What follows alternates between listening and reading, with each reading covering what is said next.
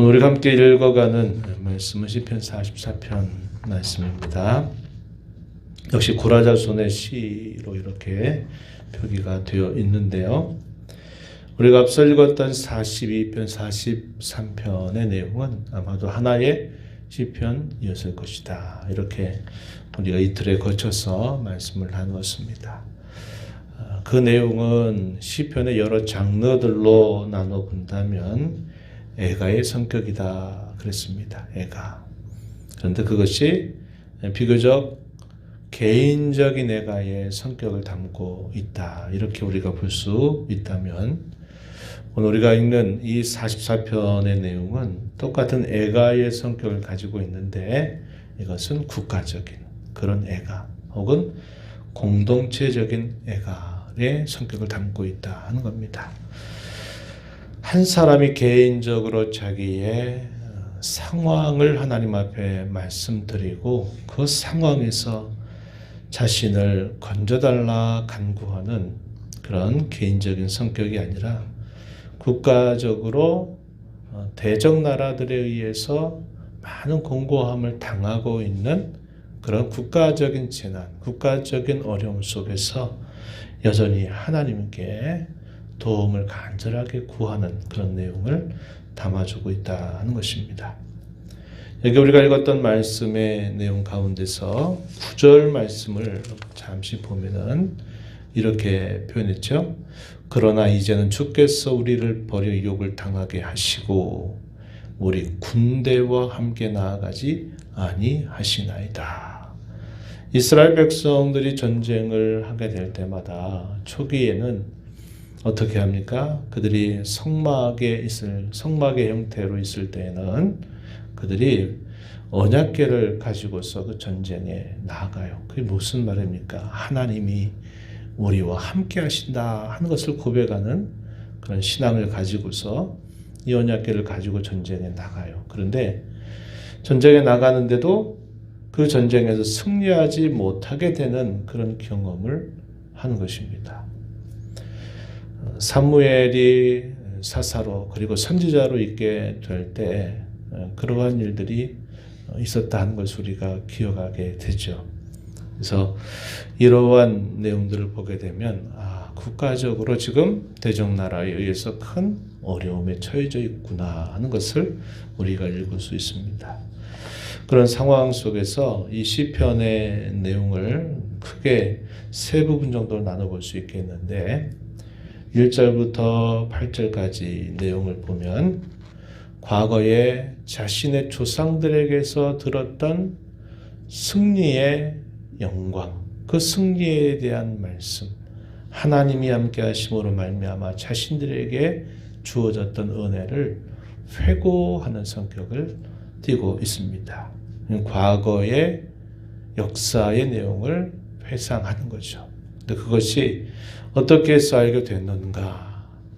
이스라엘 백성들의 신앙교육처럼 들으라 이스라엘아 하는 말씀처럼 그들이 끊임없이 자신들의 부모로부터 앞선 세대로부터 우리 하나님이 이러한 일을 해주셨다 하는 것을 계속적으로 이어받았다 하는 겁니다. 신앙을 다음 세대에 넘겨주는 그 일이 있게 되니까 자신들이 그런 고난을 당하게 될 때 옛적에 하나님이 이렇게 행해 주셨다 하는 것을 회고하면서 고백하는 내용들이 됩니다. 가운데 부분은 자신들이 현재 당면하고 있는 어려움을 하나님 앞에 호소하는 내용이 9절부터 16절까지 그리고 마지막 17절부터 마지막 절까지의 내용은 하나님께 또다시 구원의 은혜를 간절하게 간구하는 내용으로 결론을 맺고 있습니다. 1절 말씀을 한번 보시기 바랍니다. 하나님이여 주께서 우리 조상들의 날 곧 옛날에 행하신 일을 그들이 우리에게 일러주매 우리가 우리 귀로 들었나이다. 옛적의 조상 때부터 하나님께서 행해 주셨던 일들이 후손의 후손으로 계속 이어져 왔다 하는 것을 우리가 보게 돼요. 그래서 우리가 늘 화요일마다 더 간절하게 기도하는 거죠. 신앙의 기대가 우리의 가정에 또 신앙의 계대가 우리의 교회에 끊임없이 이어지게 해달라라고 간구하는 거죠. 우리가 이 땅에 살면서 어려움을 당했을 때 하나님 앞에 간절하게 의지하고 바랐더니 하나님이 그 어려움에서 구원의 은혜와 구원의 손길을 베풀어 주셨던 것을 경험해요. 얘들아, 우리가 이러이러한 일들을 당했었단다. 그런데 하나님이 그러한 위기 속에서 이렇게 도와주셔서 우리에게 이런 은혜를 베풀어 주셨단다. 이런 말을 자녀들에게 들려주면 그 자녀들이 어떻게 할까요? 그때는 그냥 들은 말로 지나가는데 자신도 살다 보니까 자신도 어려움을 만나거든요. 아, 우리 아버지, 우리 어머니가 옛적에 그렇게 했었대. 그 하나님이 지금도 살아계시대. 그 하나님이 여전히 오늘도 우리를 도와주신대. 그 말을 기억하면서 어떻게 할까요? 하나님의 이름을 부르고 찾고 하면서 자신들이 처해졌던 그 위기 가운데서 자신도 하나님의 구원의 손길을 경험하게 되면서 하나님이 예전에는 기로 이런 분이라고 들었는데 하나님이 정말 이렇게 해주시는구나 하는 것을 경험하면서 신앙이 더 굳게 다져지게 되죠. 그럼 또 그것을 나는 내 자식들에게 또 다른 사람들에게 이 사실을 알리고 그러면서 이 신앙의 내용들이 계속적으로 이어져 가게 되는 거죠. 오늘 우리가 이루는 교회가 이러한 일들을 계속 감당해야 되는 것이고 우리의 가정 가운데 우리가 앞서 하나님을 믿는 사람으로서 이러한 이야기들을 우리 다음 세대들에게 잘 이야기해 주는 것이 대단히 중요하고 그들을 위해서 기도하는 것이 결코 헛되지 않는다는 것을 우리는 꼭 기억해야 하겠습니다. 이렇게 들었던 그 내용들 2절에 보면요. 주께서 주의 손으로 뭇 백성을 내쫓으시고 우리 조상들을 이 땅에 뿌리박게 하셨다. 뭇 백성들은 내쫓으시는 반면에 우리 조상들은 땅에 뿌리를 깊이 내리도록 해주셨다.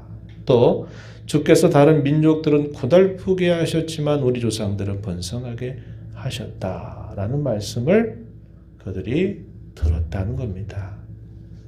그런데 그것이 또 중요한 표현 3절에 보니까 그들이 자기 칼로 땅을 얻어 차지한 것이 아니고 그들의 팔이 그들을 구원한 것도 아니고 오직 주의 오른손, 주의 팔, 주의 얼굴의 빛으로 그렇게 하셨다고 그들이 들은 것입니다. 이렇게 된 이유가 무엇일까? 3절 그 부분에 주께서 그들을 기뻐하신 까닭이다라고 말합니다.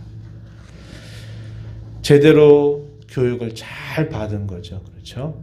우리가 이렇게 이 땅에 들어와서 이 땅을 차지하고 그 강대한 대적들을 다 쫓아낼 수 있었던 것. 이 땅에서 번영을 누릴 수 있었던 것은 우리가 힘이 세서 우리가 그들보다 뭔가 좋아서 이렇게 된 것이 아니라 그것은 오직 하나님의 능력으로 하나님의 은혜로 그렇게 된 일이다. 이렇게 전해 들은 것입니다. 뿐만 아니라 이렇게 하신 이는 하나님이 다만 사랑하시기 때문에 하나님이 다만 기뻐하시기 때문에 그러하다. 이렇게 그들이 전해 들은 겁니다. 신명기 말씀은 두 번째 율법을 가르치는 말씀을 담고 있죠. 처음에 시내산에서 언약을 체결할 때 들었던 말씀이 아니라 이 신명기의 말씀은 그로부터 40년이 지나고 난 다음에 가나안 땅 적경 지역이었던 모압 평지에서 그 약속의 땅을 바라보면서 모세가 광야 세대에 태어난 후손들에게 여러 편의 설교를 한 것을 모아둔 성경입니다. 이걸 신명기라고 그래요. 두 번째 율법이란 뜻을 가지고 있는데요. 바울이 아니라 모세가 거기서 그 광야 세대에 태어난 다음 세대들에게 하는 말이 그겁니다. 너희는 여호와의 거룩한 성민이 되었다. 그것은 세상의 많은 나라들 가운데 뛰어나고 잘나고 힘이 있고 그럴 만한 자격이 있는 민족이어서가 아니라 그것은 오직 하나님이 기뻐하신 까닭이다. 다만 너희를 사랑하신 그 까닭에 하나님이 세계 모든 열방 가운데서 너희들을 선민으로 택하신 백성으로 부르신 것이다. 이 사실을 이야기해 준 바가 있어요. 이 내용이 오늘 우리가 읽은 이 말씀과 같은 내용들을 전달해 주고 있는 겁니다. 그러면서 그들이 그러한 하나님의 역사를 기억하면서 하나님이 그런 분인 줄 알고 고백하는 내용이 4절부터 8절에 쭉 소개가 되는데요. 이렇게 말합니다. 하나님이여 주는 나의 왕이신 야곱에게 구원을 베푸소서. 우리가 주로 의지하여 우리 대적을 누르고 우리를 치러 일어나는 자를 주의 이름으로 밟으실 것입니다. 나는 내 활을 의지하지 아니할 것이고 내 칼이 나를 구원하지 못합니다. 오직 주께서 우리를 우리 원수들에게서 구원하시고 우리를 미워하는 자로 수치를 당하게 하십니다. 이렇게 말합니다. 이것은 현재적으로도 변함이 없는 분명한 사실임을 고백하는 겁니다. 이 사실을 고백하면서 자신들이 당면하고 있는 현실은 어떤 현실이냐. 국가적으로 민족적으로 큰 위기 상황을 맞고 있다 하는 것을 고백하고 있는 겁니다. 이 내용이 9절부터 16절까지 쭉 소개가 돼요. 그리고 마지막 부분에서 하나님이 언제나 이런 분이시다 고백했던 그 4절부터 8절의 내용을 바탕으로 해서 하나님께서 자신들을 여전히 긍휼히 여기셔서 은혜를 베푸셔서 이 모든 공경에서 이겨나고 승리하게 해달라고 간구하는 그런 내용들이 쭉 소개가 되고 있습니다. 마지막 부분을 한번 잠시 보실까요? 23절입니다. 주여 깨소서 어찌하여 주무시나이까 일어나시고 우리를 영원히 버리지 마소서. 마지막 절 26절에 보면 일어나 우리를 도우소서 주의 인자하심으로 말미암아 우리를 구원하소서. 이렇게 하나님 앞에 또다시 구원을 간청하는 그런 기도를 올리고 있다는 것을 우리가 살펴보게 됩니다. 고난 중에 어려움 가운데 국가가 혹은 공동체가 처해져 있는 위기 속에서 해야 될 일이 무엇인가? 우리가 읽었던 마지막 말씀처럼 하나님만 향하여 간절하게 구원을 간청하도록 간구하는 자세를 가져야 된다 하는 것이고요. 17절, 18절 말씀에 가시면은 또 이렇게 교훈합니다. 고난 중에도 우리가 어떻게 되느냐? 주님을 잊지 아니하야 하겠고 주께서 세우신 그 언약을 어기지 않아야 되고 우리의 마음이 위축되지 말아야 되고 우리의 걸음도 주의 길을 떠나지 아니하여야 한다. 이것을 우리에게 가르쳐 줍니다. 오늘 우리에게 주시는 교훈일 것입니다. 개인적으로도 마찬가지요. 교회적으로, 국가적으로도 마찬가지예요. 위기와 공경 가운데 오직 구원의 하나님만을 바라보고 그분만 의지하고 또 하나는 이런 공경 가운데 있다 할 때에 그래 될 대로 되겠지 어떻게 되겠지 하거나 하나님 어찌하여 우리에게 이렇게 하십니까? 라고 원망하고 불평하는 자세가 아니라 우리가 가야 할 우리의 걸음 우리가 서 있어야 할 자리 그 본분을 끝까지 우리가 견지하고 거기에서 떠나지 않으려고 하는 자세를 가지고 이 어려움의 시간들을 한 걸음 한 걸음 그분과 함께 전진해 나가게 되는 겁니다. 그러면 하나님께서 어떻게 하실까요? 그분의 때에 그분의 방법으로 하나님이 구원의 변화없는 그분의 역사를 보여주시고 나타내 주실 것입니다. 이 말씀 우리 마음에 잘 새겨서 우리 개인으로 또 공동체로 이러한 신앙의 자세를 잘 견지하면서 하나님의 구원을 기다리고 하나님의 구원의 역사를 우리 다음 세대에 잘 넘겨줘 가는 저와 여러분 또 우리의 교회가 되도록 함께 기도하고 힘써 나가게 되기를 바랍니다. 하나님 아버지 이 새벽 시간에도 저희들을 깨워주셔서 오늘도 생명을 주신 하나님 앞에 저희의 걸음을 인도하시고 저희의 마음을 주께로 드려서 또 하나님 앞에 저희들을 세워주신 것 감사드립니다. 우리가 이 땅에 사는 동안에 아무런 탈 없이 아무런 문제 없이 살아가는 것이 복인 줄 아무나 하나님 그것은 우리의 삶을 안주하게 만들게 될 것입니다. 주님은 때로 우리에게 순경도 주시지만 때로 역경도 우리에게 허락하셔서 하나님이 아니면 안 된다고 하나님을 떠나서는 안 된다는 사실들을 많은 경험들을 통해서 저희들에게 깨우쳐 주십니다.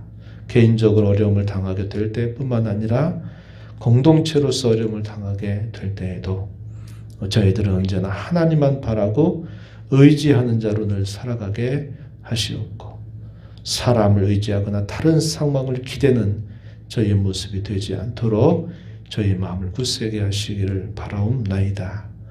어려움 가운데 저희의 마음이 불안하고 두려워 떨고 그래서 저희가 가던 걸음에서 멈춰서거나 뒤돌아서거나 곁길로 가게 될 때가 참 많은 저희들에게 하나님께서 마음을 굳세게 하셔서 저희가 하나님 앞에 서 있어야 할 자리, 걸어가야 할 그 걸음 멈추지 않고 주님과 함께 끝까지 걸어가면서 하나님의 구원을 잠잠히 기다리고 그 하나님의 구원을 경험하고 그 사실을 또한 다음 세대에 잘 전할 줄 아는 저희들과 또 교회가 되도록 은혜를 내려 주옵소서.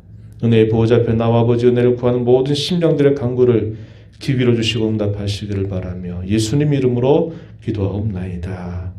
아멘.